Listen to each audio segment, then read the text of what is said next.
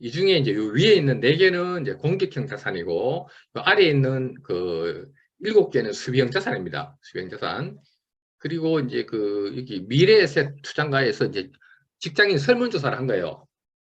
당신네들 은퇴 자신감에 대해서 한번 만족도를 내라고 하니까, 10점 만점인 사람들이 보니까 이 중에 11개 중에 6개 이상 가진 사람들은 상당히 이제 자신감이 있고, 요거 해보니까 4개 가지고 있는 사람들은 상당히 불안해했다고 합니다. 그래서 여러분 한번 요거 한번 보시겠어요? 혹시 본인 그 소득 11개 중에 본인이 몇 개 가지고 있는지 한번 그 채팅방에 한번 적어 보세요. 그리고 조그만 거 말고 주식 뭐 이렇게 돈 100만 원 가지고 있는 건 의미가 없고, 최소한 2, 3천만 원 갖고 있어야 이제 주식을 갖고 있다고 할 수 있겠죠. 그래서 요 11가지 자산 중에 몇 개 가지고 있는지. 그래서 보통 이제 그 4개는, 3개, 4개는 불안하고, 한 6개 이상 돼야 이제 자신감 있다고 합니다. 은퇴할 때. 오늘 사실은 요지는 이겁니다. 이어서, 밑에 거만 있죠. 수비형 자산 갖고 있어 가지고는 평생 일을 해야 됩니다. 보시면은 부동산 아주 많이 갖고 있지 않은 다음에, 부동산, 예금, 보험, 연금, 이거 수비형 자산인데, 그 위에 거 있죠. 뭐 주식 펀드나 사업 소득, 이런 거, 그 다음에 강연 소득이나 뭐 어떤 SNS 소득, 이런 소득이 있어야 이제, 본인이 약간 재산을 불릴 수가 있고, 노후가 좀 이렇게 보장이 되는 것 같아요. 그리고 이제 보통 60세 은퇴해버리면은 뭐 근로소득이라든가 배우자 소득 없어지거든요. 이거는 의미가 없고, 이제 밑에 보면은 이제 이런 뭐 부동산은 다 기본적으로 갖고 있는 거니까, 대부분 사람들이 갖고 있는 소득이 부동산, 보험, 뭐 연금, 예금 정도, 한 4개 정도 갖고 있더라고요. 4개. 은퇴하고 난 다음에. 그런데 요 4개 가지고는 안 된다. 뭐 부모가 뭐 상속 자산이 많아서 상속을 많이 받든가, 아니면 요 위에 있는 어떤 공적 자산을 갖고 있어야 좀 이렇게 은퇴 자신감이 생긴다 이거예요. 보겠습니다. 5개 가지고 계신 분은 괜찮네요. 3개. 예. 5개는 뭐 아슬아슬하긴 한데, 그래도 낫습니다. 예.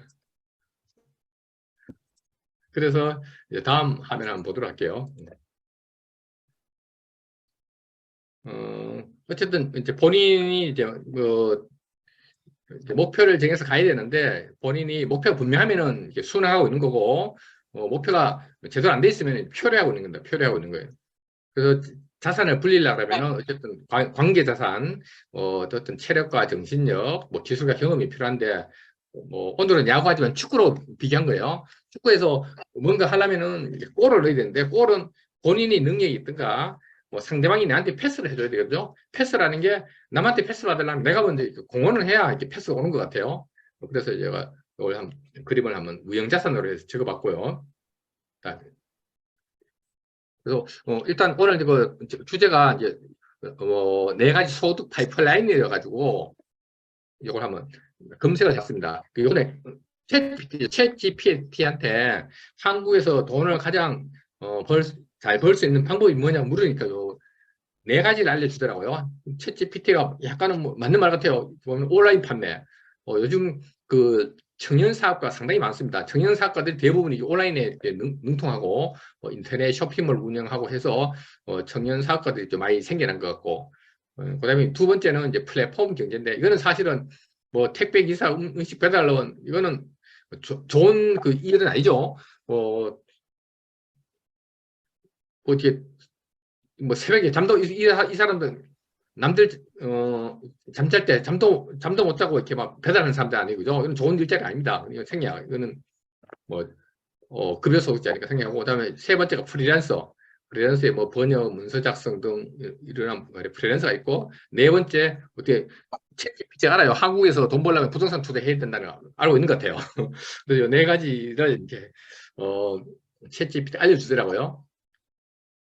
근데 제가 이제 4가지 소득 파이프라인은 제가 요거 사실은 그 생애 설계 책 쓰면서 제가 한 1년 이상 했고, 그 강의도 조금 하면서 생각을 많이 했어요. 많이 했는데, 결과적으로는 이 중에 이제 자산을 이렇게 제가 4개의 레벨로 나눴고, 이제 제1자산 그래가지고, 뭐, 요 위에 자산이 좀 있어야 되겠어요. 예. 펀드 주식이 없으면은 사업이나 투자 이게 있어야 좀 사는데 희망이 좀 있거든요. 물론 저는 이제 뭐 조금 무리해가지고 투자가 아니고 투기를 해가지고 좀 그랬지만은 어쨌든 이게 사업을 안 하고 있으면은 펀드라도 갖고 있어야 그게 5년 후에 10년 후에 내 노후가 이렇게 보장되지 않나 이렇게 생각합니다. 현금 갖고 있으면은 거의 뭐 10년 이후에는 이렇게 반토막 나죠. 이렇게 물가가 계속 상승하니까. 예.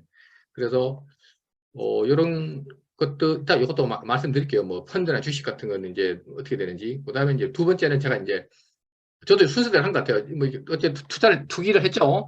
두 번째 이제 출판을 하면서 강연을 준비했어요. 그래서 이것도 준비를 했는데 그래도 지금 한 3년 올해가 한 3년째 되는데 그래도 좀 이렇게 뭐 좀 강의 의뢰도 들어가고 약간 수입이 생기는 것 같아요. 그래서 한 3년이, 제 같은 경우에 한 3년이 걸린다고 이렇게 봤고요. 그 외에 뭐 SNS 잘 하시는 분들은 또 이렇게 돈을 벌더라고요. 세 번째는 이제 부동산이나 연금인데, 이 부동산 연금이 이제 뭐가 동일하냐면은 묵직해요. 이거는 뭐 갑자기 망하지는 않거든. 연금도 뭐 내가 한꺼번에 못 뺐거든요. 매달 뭐 2, 300만 원씩 나오니까. 이런 재산 꼭 있어야 돼요. 부동산이 없으면 연금이라도 많이 있든가 어떤 이 둘 중에 하나는 확실하게 있어야 된다라고 해서 수비자산 했고요. 이건 장기적인 가치가 꼭 있어야 됩니다. 그다음에 네 번째가 이제 보험. 사람들 보험 우습게 생각하는데 이게 또 보면 사람들마다 어떤 사람은 그 보험 한 달에 뭐 50만 원 들어가는 사람도 있고 어떤 사람 보험이 뭐 10만 원 들어가는 사람도 있고 어떤 사람 100만 원 들어가는 사람이 있어요. 이게 이제 뭐 아무 일이 없으면 좋은데 그렇지 않더라고요. 제가 제 책에 나오는 분인데 그분이 SBS 국장하다 나와가지고 맨날 놀더라고요. 테니스 치고 뭐 낚시하고 놀았는데 난 그분이 행복한 줄 알았어요. 근데 그제 통해보니까 무슨 백혈병이 걸려가지고 700만 6천만 들어갔다고 하더라고요. 보험료에 안 들었대요. 뭐 그런 일이 항상 생기거든요. 그래서 최소한의 보험, 뭐 상수 재산이 많으면은 보험 들 필요 없죠. 근데 이 상수 재산도 없는데 보험도 없다 그러면은 뭐 그동안에 벌어놓은 거 다 까먹죠. 그래서 이것도 수비형 자산으로 이렇게 넣어놨습니다. 그래서 뭐 자산은 여러 가지 분류하겠지만은 저는 뭐 최소한 요 위에 공격형 자산 요 4개 중에 2개는 갖고 있어야 된다. 그다음에